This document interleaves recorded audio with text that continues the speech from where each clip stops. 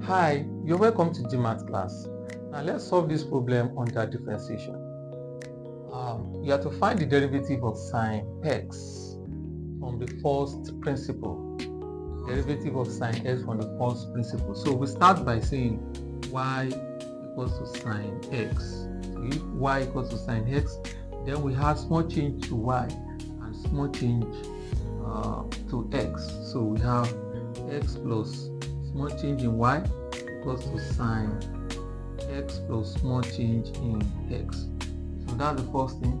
Now the next thing is to make theta y to be the surrogate of the formula. So we move this y to this side. So we have change in y equals to sine x plus change in x minus y.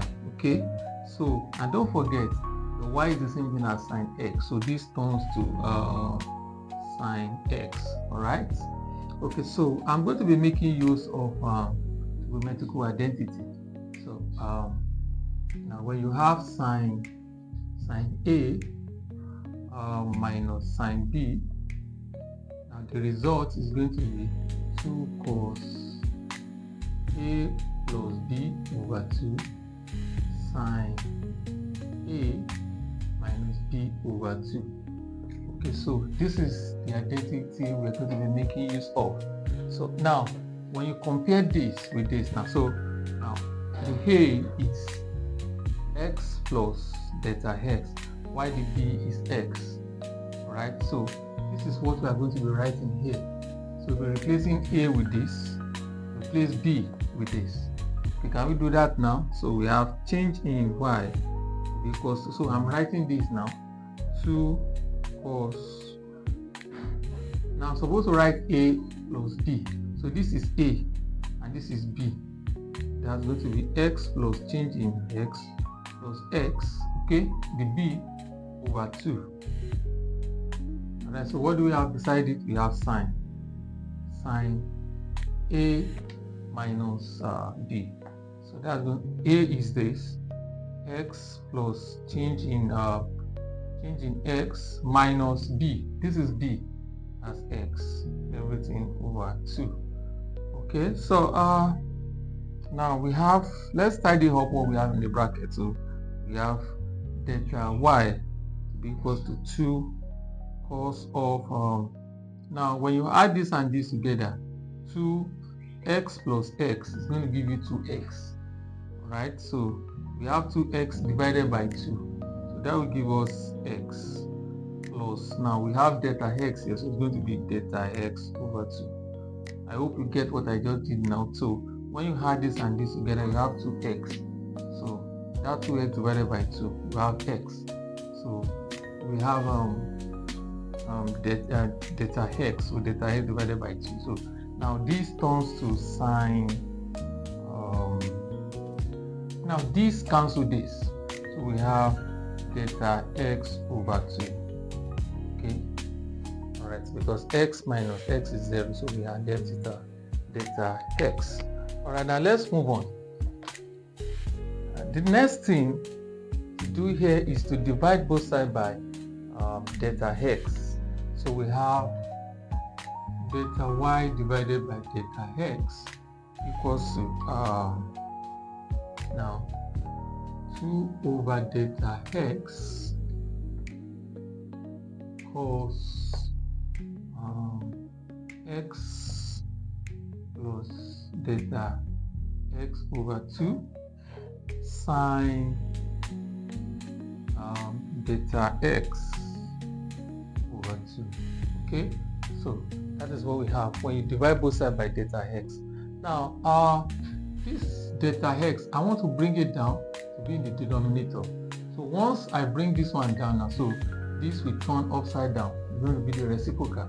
So we have delta y over delta x equals to cos x plus delta x over 2 sine delta x over 2 divided by delta x over 2.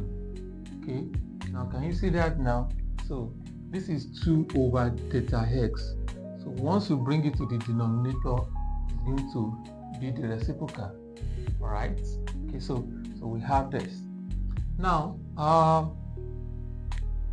we are going to limit this as delta x tends to 0. Don't forget the definition of dy dx.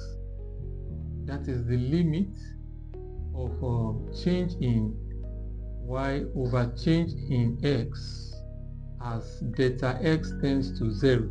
So this is the definition of derivative of a function. All right. So now, we have to limit this to get the derivative. So we have delta y over delta x is now limit. We limit this one as delta x tends to 0. All right. So this is going to give you now the limit of cos of x plus delta x over 2 as delta x tends to 0 times the limit of delta of sine delta x over 2 over delta x over 2 as delta x tends to 0. Alright, so now don't forget that this is going to give you 1 whenever you have